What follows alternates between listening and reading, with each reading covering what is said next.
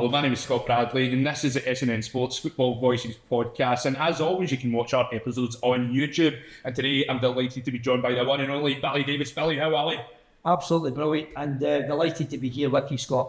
Superb. It's been a while, mate. So the last time I seen you, I think, was May. I was at the Gala dinner. It's a superb night. Superb night, great fun, great people, great company, and we thoroughly enjoyed it, and hopefully there'll be many more to come. 100%, and also we've got a lot to talk about, mate. Obviously, Morton, great result of the weekend, beating County 3-0. What do you make of the start of the season?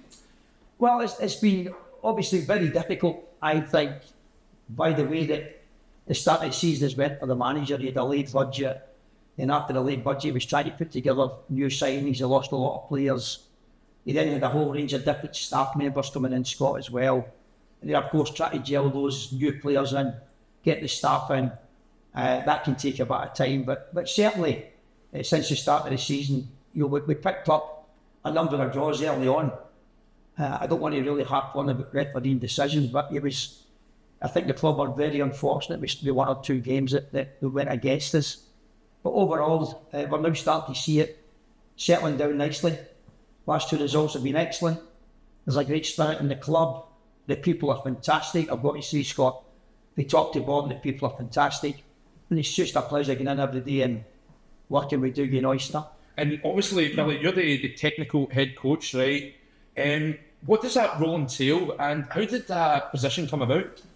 Well, funny, about a year ago or so, I got a call from Doogie, asked me if I would go along and have a football chat. And I met Doogie, we sat down for a good hour or so, Scott. We chatted about football. Doogie was asking a number of questions, and we had a very good first meet. Then again, months later, he called me again, he asked me again, would we sit down and have a chat? Again, we discussed football and tactics and training and all sorts of, things that was going on at the time. I then started to go to one or two of his games, which was very enjoyable. Again, I met him, I think for the third or fourth time. And then, unfortunately, when Doogie lost his number 2, Doogie called me and he said to me, Billy, do you mind coming in and give us a helping hand? And that's exactly what I've done, Scott. I sat and spoke to Doogie, spoke to the board, and I thought, yeah, I think I'll go in and give Doogie that support that he needs, and obviously that help, and it's been great working. And obviously, you've got a good relationship with Doogie, and what do you make of the job that he's been doing at Morton? I think he's done a great job so far. Well, if you look at his stats over the last 3 or 4 years, his stats are excellent, and I think he's probably, if not the longest serving manager in the Championship. He's certainly up there in the kind of top 2 or 3, if you like, Scott. So I think when you look at what he's had to work with, no disrespect over the years, he's faced a lot of big clubs with a fair amount of investment, but Doogie's done a wonderful job with obviously the resources he's had. He's always been there or thereabouts over the last 3 or 4 years, trying to compete in that top 4. And great credit to the lad, he's done very, very well. 100%, and obviously you're back in the dugout this season against Dunfermline, against Neil Lennon. What was that feeling like for you? Well, it's a natural place, isn't it, for me, Scott, to be honest with you. It's something that I've loved. I've done it for a long, long time. It was very interesting, under very difficult circumstances, to be back in the dugout. Obviously, I was hoping, or still hoping at some point to get back into the dugout, but certainly not under those very difficult circumstances at the time with Doogie and his family. But it was nice meeting Neil. It was good to have that great experienced manager facing you again. It was nice to go on the touchline, and it just felt like home again. Yeah, and obviously you must have got that buzz back. And this is what I'm going to ask you, right? Obviously, I know at some point, Billy, you want to be a manager again. Is that true? Yeah, there's no doubt, Scott. It's in my blood. It's something that I love. It's something that I feel I'm born to do. So I'm thoroughly enjoying my time in Morton. There's no doubt that it's great to be here. But the board and Doogie and the club all know the situation. We've spoken about it in the past. But there will come a point in time at some point when I'll go back doing what I love to do, and to go back and do what I do best. And see, before the game, did you feel a little bit nervous? Because obviously, you know, to get him up a while, right? So did you have that wee bit of the nerves kicking in right before it? No, I don't. Not really, Scott, because I don't feel as though I've been out of the game. Yeah. Over the last number of years, many years, I've done so many coaching courses, so many CPD events, and I've travelled the world as well, gone to different clubs. I've been going to all sorts of games, north and south of the border. I never really felt as though I was out in the game, although I wasn't in the touchline. I always felt as though I was very much in the heart of football, particularly when it's evolving. You're going to listen to all these different people at all these different events, going and doing all these different licenses and badges, learning, all sorts of things from psychology to mental health to first aid, you name it. So I was doing it all. So it was a great time of learning.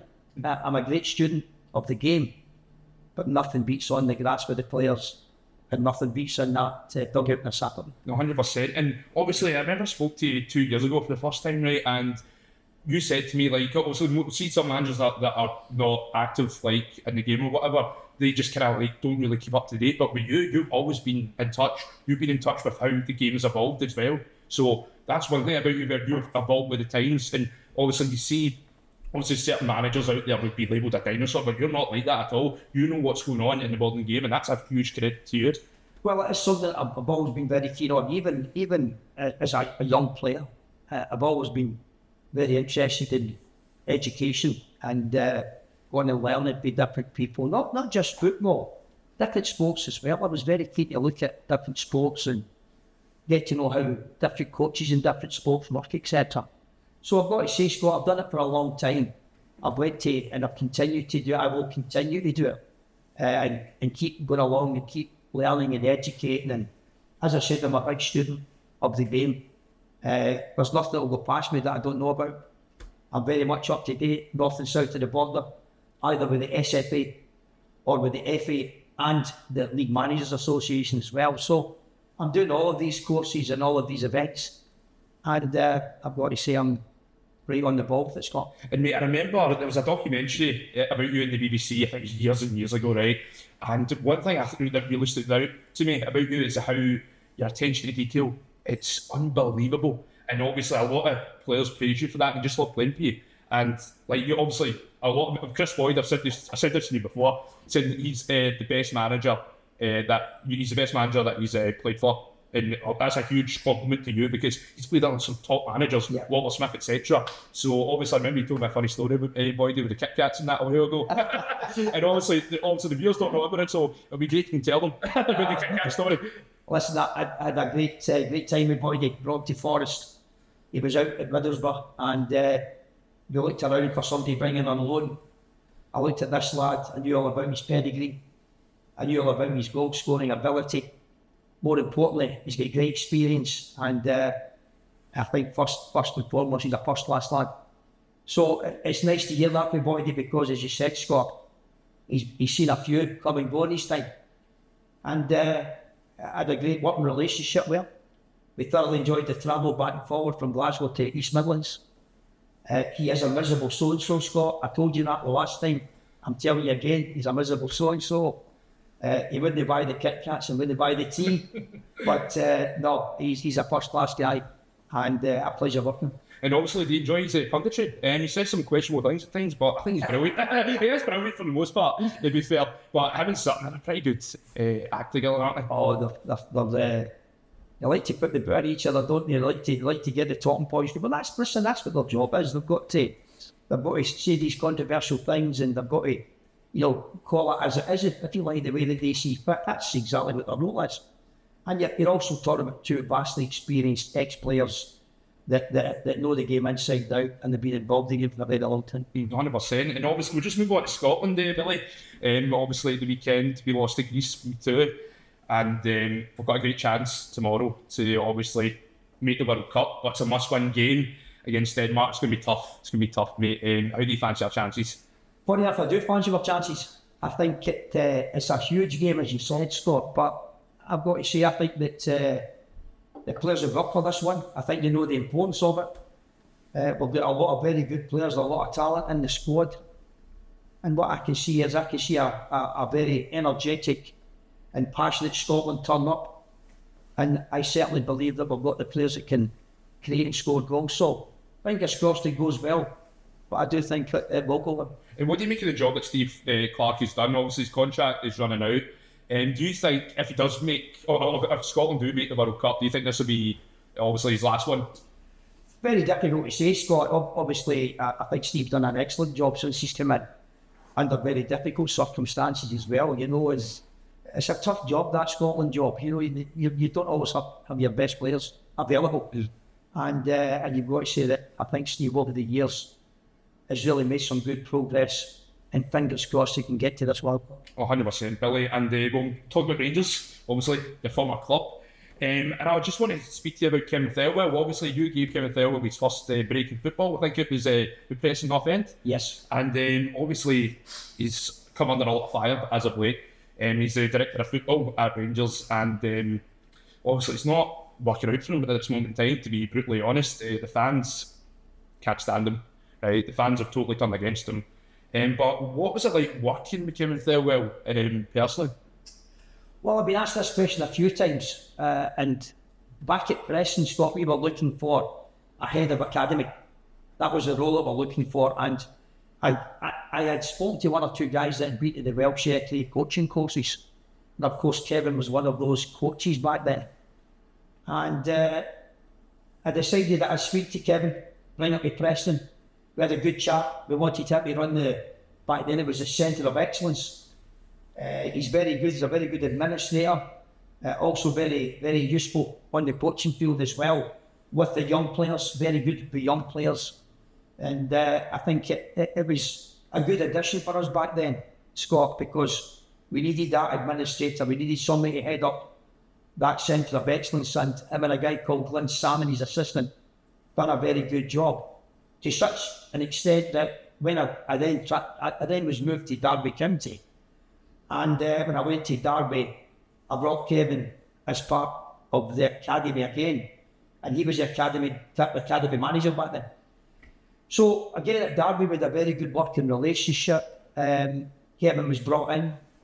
Again, we worked very close together in relation with the youth and parents and teams and the development of things. We worked very, very close. I eventually brought Kevin into the first team. My assistant manager was stuck at Preston North End, Ned Kelly. I brought Kevin in to give us a helping hand when we get close to the playoffs. I just wanted an extra pair of hands there. Brought Kevin in. He was part of that staff to get through the two semi-finals against Southampton. And then, of course, a wonderful final against West Brom at Wembley. Kevin was part of that. And, all through that time, I've got to say, Scott, as a head of youth, a head of academy, an administrator type guy, then he done a great job for us. Very surprised when he became a sporting director. I never really seen Kevin with that type of personality. I always felt his best strength was working in the youth. Good. And do you think he can turn it around at Rangers? Because as you know, when the fans turn in big numbers, it's very hard to win them back. We've seen that with Russell Martin. Because also, I'll never forget, after Rangers scored against Livy, 20 seconds later, it was like, last minute winner. Fans just were chatting Martin GTF. But do you think there's any hope for Kevin Thelwell to turn this around? Because obviously he's got a huge job in his hands, and he's put a lot of pressure on himself with signing Sharmiti, £8 million. Guys only scored about 3 goals in 2 years. Big gamble. And obviously put his neck in the line for Russell Martin, said one of the best coaches that he worked with, and a month later, Martin's out the door. So do you think there's any chance he can turn this around? Well, I did try to say to him, we did make contact through my agent. I'm very disappointed when he came to Rangers. We did offer him the opportunity to sit down and we'll give him some guidance. Because this is, as you know, everybody knows here, this is a goldfish bowl. And I did, through my management team, reach out to Kevin. Very disappointed that when he came to Glasgow, he never made contact and at least went for a coffee or about a lunch or something. I'm very disappointed. Considering what we've done for his career, Scott, and we certainly put him on the map. And as well as that, through all of those moves and all of those events at Wembley and so on, he was very well looked after financially.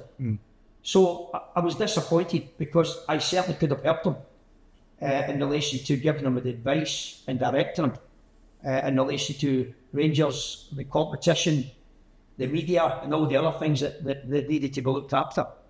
And from that point of view, I think he made a mistake. He certainly would have good advice, good help, good direction for myself and my management team, and we certainly would have, I feel, made things much, much easier for him. But very disappointed the way he's handled himself, and very disappointed on not making contact just to go for a coffee and a chat. Can he turn it around? Very difficult to say. As I said, I've never seen him as a sporting director. I always seen him as an academy coach type character, an administrator, very good with kids and so on. So it will be a big ask and a big task, but he's a nice lad. I did enjoy my time with him, although very disappointed in him, but I wish him well. What do you make of the job that Danny Rose has done so far? It's very early doors. He's got a huge job on his hands, but so far I think he's coming across well, Billy. I think it's night and day compared to the way Russell Martin conducted himself. Like I was saying it obviously off air. Like I was at the Kelly press conference, the Rangers Kelly one, right? Danny Rose went round the whole room, shook everyone's hand, did not miss one person out. I was like, it's small, but it's classy. No, but of course as well, he's wearing a suit. He's wearing a suit, mate. That's we tick the box as well. But Danny Rose so far, huge job in his hands, but I think he's coming across well. But obviously, what do you make of that appointment as Danny Rose? Very good young manager with a good reputation. Certainly at Sheffield Wednesday, he was well liked there. And again, as I said, a good young manager, good reputation. He certainly came in and played the game well. Most important thing is looking after you press guys. Of course. Of course, mate, of course. That's the only thing that matters. Oh, that's it, mate. Look after you press guys. He's obviously done that by shaking hands and going to speak to you guys. But as I said before, he's got a good reputation. And he certainly brought in a different approach to the previous manager. And hopefully all goes well for him. Yeah, 100%, Billy. And obviously, you know me, I'm a big Rangers man, so hopefully it works out for Big Danny. But I just want to touch on Celtic right now. Obviously, with Brendan Rodgers, he left Celtic a few weeks ago. That came out of nowhere. I was shocked at that. Well, shocked but not shocked, if you know what I'm saying. But obviously, it looks like they're going to appoint this guy called Wilfried Nancy, Columbus Crew manager. But this is what I want to ask you, right? I think his title is going to be head coach, right, not manager. So what do you make of this road that the old firm are going down of they're not appointing managers, they're appointing head coaches, and a lot of clubs are doing this nowadays, and what do you make of it? It's just the trends, isn't it? That's just the way it is. You know, you look at all these different clubs and they're all going down head coach roles. That's choices of clubs. Clubs can sit back and they make those decisions, Scott, as you know. But another good young manager with good potential. Another one that's got a good reputation, and I'm sure that he'll look forward to the Celtic challenge if it happens. Great club as well, as we know, but there's no doubt a big challenge, different style of manager to what Brendan is. Brendan was much more of a manager, as we know. Brendan was hands-on, and that's why he got all this success. But I'll be interested to see how he does if he comes in, Scott. And another young guy with a very good reputation. Yeah, and obviously as well as I was saying about like how so many clubs are appointing head coaches nowadays, do you think going forward, like in the modern game, it's just going to be full of head coaches, not actual managers? Because I think that's one of the main reasons why Gerrard never took the Rangers job is because he didn't want, I don't think he liked the structure of the club from what I heard, and obviously didn't want to be a head coach, he wanted full same transfers. But do you think this is the way the modern game is going, but it's just going to be full of head coaches instead of actual managers now? Well, I actually think it's better that you don't get involved in the recruitment of players and transfers. I think all of us coaches and managers, we love the grass, we love coaching players, we love working on the development of the team. I think that's very, very important for all the guys that go into management. We've now got to a stage where my advice is quite simple, Scott, to young managers coming into the game. Don't fight the fight. At the end of the day, if the recruitment and the signing of players is taken out of your hands, then so be it. That's just the way the game's going. Your focus should be making players better, working with the team and getting the team to win matches. And if there's other peripheral things that need to be done elsewhere, then don't fight the fight, then bond. And I just want to touch on Hearts, Billy. They've had a brilliant start to the season under McInnes, top of the league, unbeaten. Right, obviously, I think, personally, I think they might fade away. Obviously, they will drop points, but it would be huge, mate, if Hearts were to win the league. Do you think it could happen? Lots of money plugged in by Tony Blunt. Very good investment. There's absolutely no doubt they've got a vastly experienced manager that knows the league very well. They've started the season off brilliantly. We all laughed at Leicester City under Claudio Ranieri when nobody thought that Leicester could do it, and they've done it. So who's to say that Hearts can't do it? Of course, we will all sit back and think, well, Rangers and Celtic have got to come through strong. But at the same time too, Scott, only a fool would predict, just like Leicester City, that Hearts cannot do it. There's every possibility, if they can keep their best players on the pitch, they can stay away from injury and suspension, and there's a good bit of investment in the January window coming up, then they've got a manager that knows the league, and a chairman or an owner that's putting in great investment.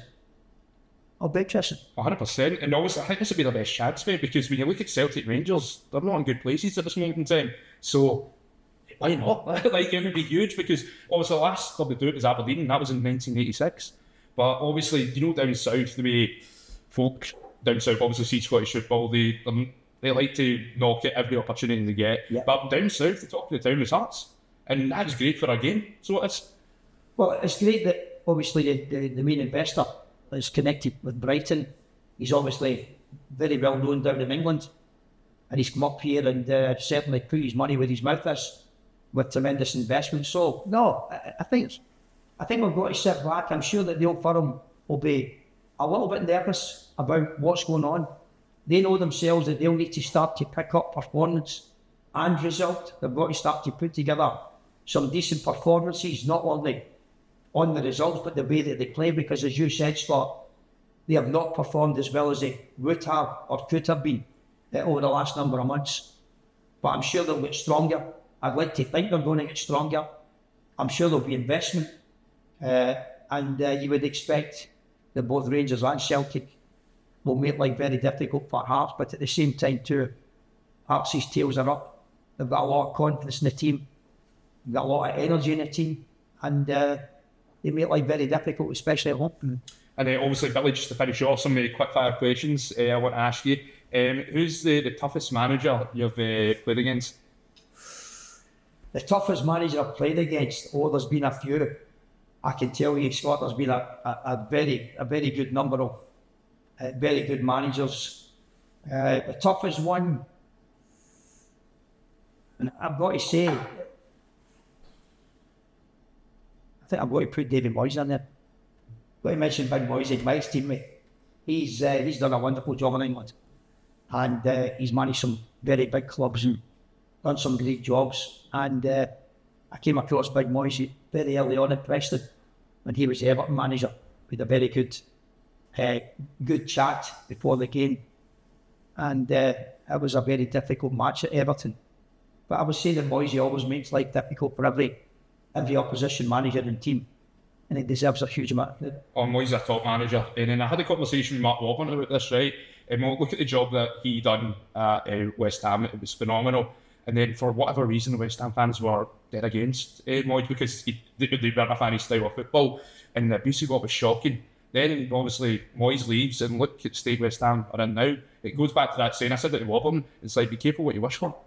Exactly, be careful what you wish for, because he delivered probably the most iconic night in that club's history, but they wanted a better style of football. Now they're struggling in the league, could go down this season as well, but it just kind of shows you how fickle certain football fans can be. And certain clubs, because certain clubs believe that their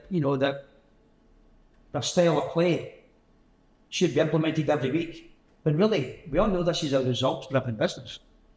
So you've got to say that when you look at, as you said, that unbelievable European winning situation that Moyes created, for that club, he should be remembered forever. But the style of play, you can't play passing football every single week. Sometimes you've got to mix and match, Scott, as you know.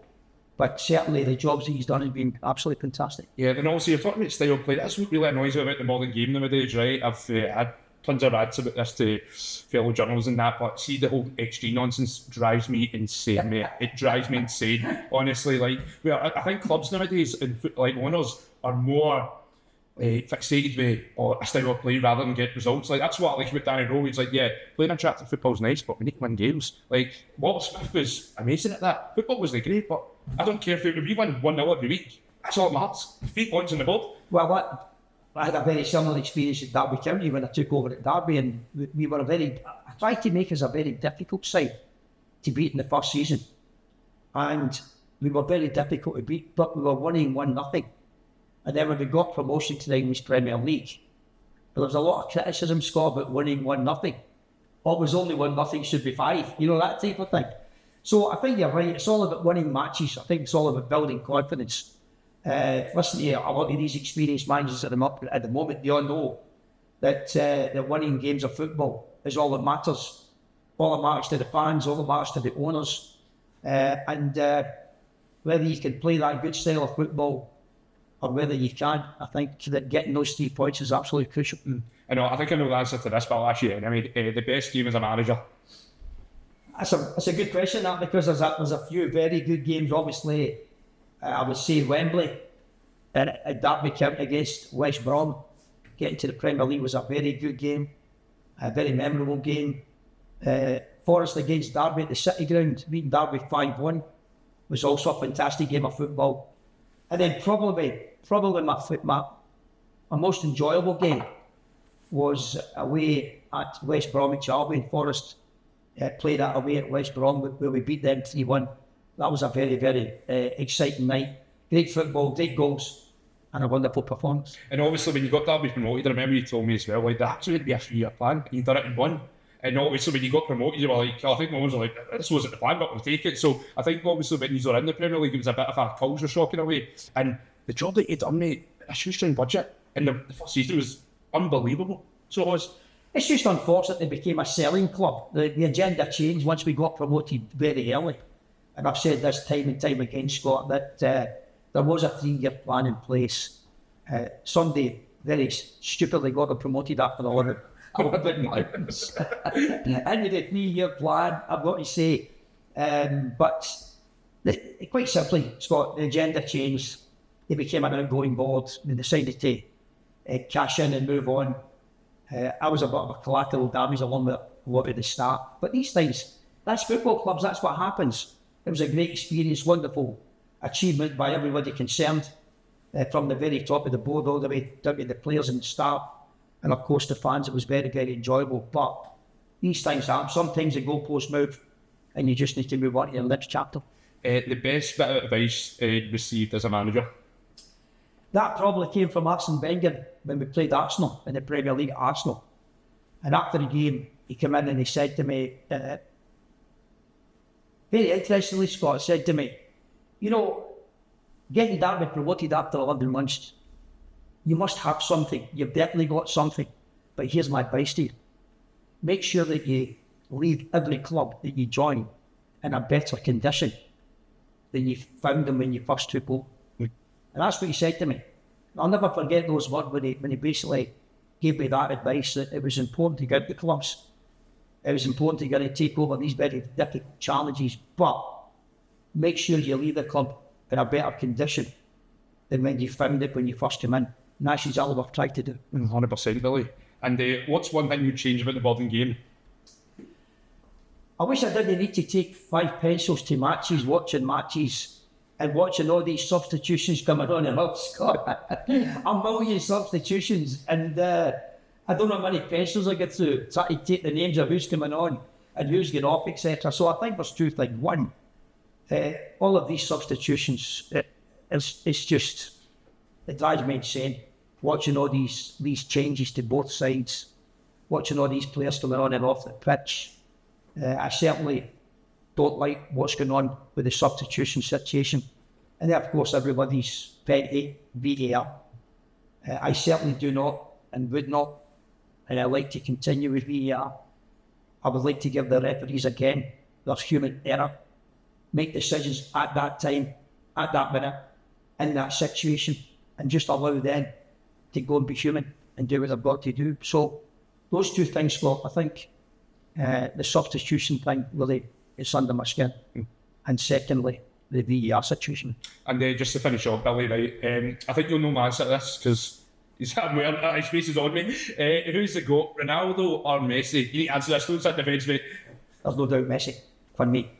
No doubt. But if you're talking about football ability, and you're talking about a guy that can show the world how to dribble, how to go past people, how to score goals, the goals that he creates, the vision that he's got, then that wee guy was a genius. That's taken nothing away from Ronaldo.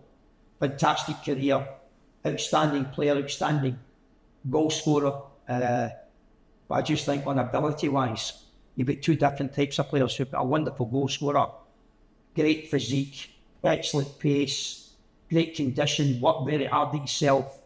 But then you've got a very natural Messi that was born with football ability, football brain, outstanding skill, and a great entertainer. Both great entertainers.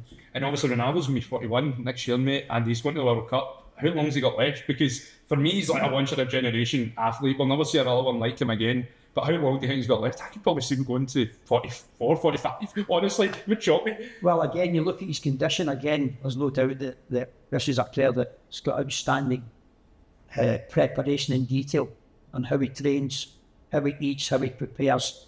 That's why he's got such a great career. That's why he'll continue to go on for a number of years, because he just knows he's got all of the good resources around him that you need. And he's clearly a lad that from morning to night stays very focused on how to maintain that level of fitness and that level of condition to play at the very top level. Definitely, Billy. It's been an absolute pleasure, mate. Absolutely. You're a top man. Thanks very much. You're a top man. But guys, thank you very much for watching the show. Make sure you like and subscribe. And also thank you very much to the Lion Squad for sorting us out with the SNN Sports t-shirts. And until next time, guys, take care and we'll see you soon.